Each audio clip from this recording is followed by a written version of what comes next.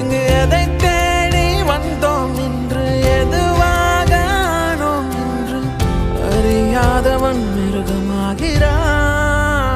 நான் யார் இறைவா, விடைத்தாய் இறைவா. நான் யார் இறைவா, பதில் சொல்ல மண்ணில் வருவாயா. நான் யார் இறைவா, விடைத்தாய் இறைவா.